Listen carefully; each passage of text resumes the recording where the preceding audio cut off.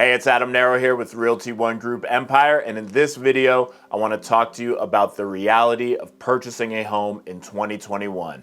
Let's go.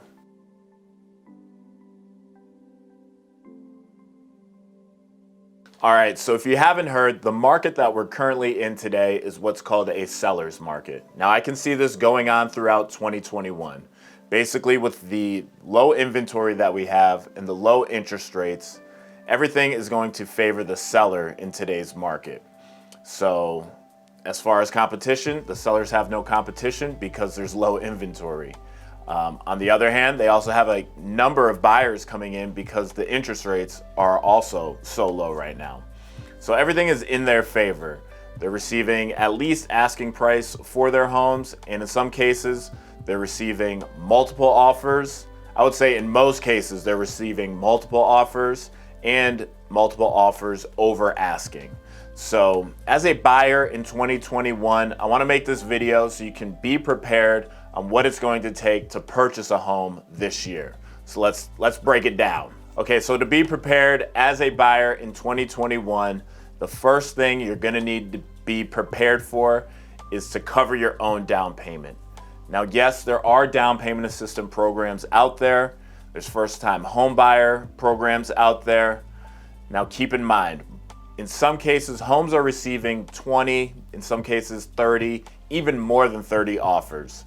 So when it comes down to the offers that are going to be, all offers are going to be presented to the seller, but in order to stand out amongst 30 offers, something as simple as having a down payment assistance program on your offer, that could be something that doesn't get your offer accepted. And here's why.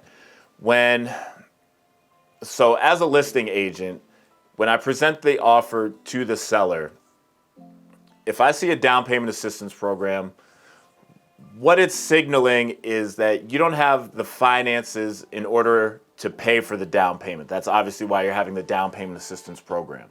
So right off the bat, if something comes up during escrow, whether that's, let's say the appraisal comes in higher than the offer price.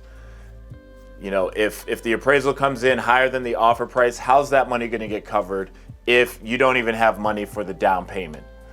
So that's something to think about. If you don't have money for the down payment, it's pretty much throwing up red flags that financially there could be issues down the line in escrow.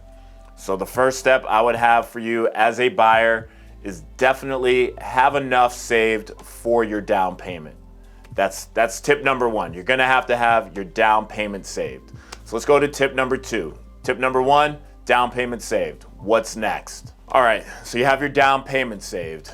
Now the next thing you wanna have saved is gonna be your closing costs. Like I said, you could be competing against 20 other offers. So your closing costs, a good way to factor in how much you're gonna have saved for your closing cost is typically your closing costs are around 3% of the purchase price. So do the math. If you're buying a $200,000 home, 3% would be $6,000. If you're gonna be a $300,000 home, that's gonna be $9,000. So make sure you have enough money. I mean, we're already talking about another $6,000 saved on top of your down payment. And a down payment, depending on what type of mortgage you get, is going to be anywhere from 3.5% to 5% on the low end. So be prepared. You're going to have your finances in order in 2021 to purchase a home. That's the reality of the situation. So let's jump on into the next one I have for you.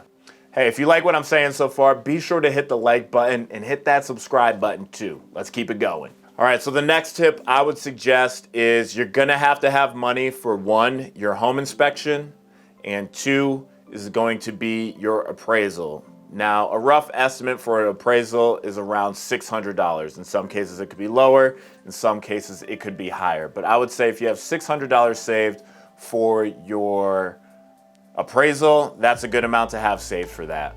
Also, your home inspection. Now, the home inspection typically depends on a few factors. That's the size of the home, is there a pool, the location. So keep in mind, a home inspection on the high end, I would say you should probably have around $600 saved for that too. Now that's on the high end. So I'd rather you have more money saved in this market, because honestly, the more money you have saved, the better it is for you as a buyer. So we're looking at another $1,200 on top of the down payment and also on top of the closing costs. So if you're getting the picture, you have to have your finances in order in 2021 in order to buy a home. All right, so if I just crushed your hopes and dreams of buying a home in 2021, don't worry, I have tips for you. So if 2021 isn't your year, you can at least be prepared for 2022. And the main thing is preparation. So the first thing I would say is to save as much money as possible. If this market continues into 2022, you're still gonna need cash on hand. So you're gonna need money for your down payment. You're going to need money for your appraisal, your home inspection. You're gonna need money for your closing cost. And also, you're gonna need money to cover a difference or be able to offer more than the appraised price. So you really have to be prepared for buying a home in the future. And I could see this going into 2022. Now, keep in mind, there are a lot of factors out there. We have the whole pandemic situation. What's going to happen with that? Restrictions have been lifting. Is that going to continue, or are we going to see another shutdown? If we see another shutdown, that could change anything. Either way, having cash on hand is not going to hurt you in any way at all. So whether you plan on buying a home, next year, the year after, or if, life comes and kicks you in the face, having cash on hand is always going to be in your favor. So tip 1, have cash on hand. Save as much money as you can. The next thing I would suggest to you is raising your FICO score as high as possible. So the higher your FICO score is, the lower your interest rate is going to be.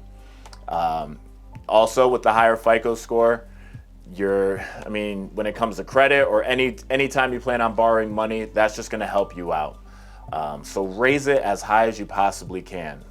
Now, in order to raise your FICO score, number one thing is to make your payments on time. So credit cards, car payments, if you can make those payments all on time and never fall behind, that's going to keep your score high.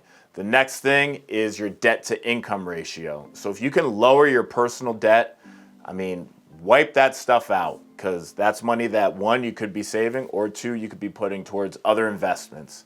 It's something I'm working on. So if you got debt, don't worry, I'm right there with you. Most of us are. So let's knock out the debt in 2021. If you can't buy a home, knock out your personal debt so 2022 can be your year. Now, those are really the main things that are going to increase your FICO score. And then the other thing I would say is be prepared to be in a multiple offer situation, which, like I just said, you could be competing against 20 to 30 other home buyers, which, be prepared for that, because it's going to get tough after you write, 4 or 5 offers and you miss out on those. So be prepared on missing out, on the homes you do go see, and just stay with it. It's just the market that we're in. I know me as a realtor, I'm doing everything I can to get my clients' offers accepted. And also I'm preparing them just like this. So all my clients know what we're going into. And if we miss out on offers, it's the market. So I'm working as hard as I can for you. And if your realtor's not, put them in check. So, with that being said, I hope this video helps. If you do plan on buying a home, or if you do plan on selling a home in 2021, I would love to help you out with that. This is my contact information. Reach out to me. And with that being said, my name's Adam Narreau, and I'll see you in the next one.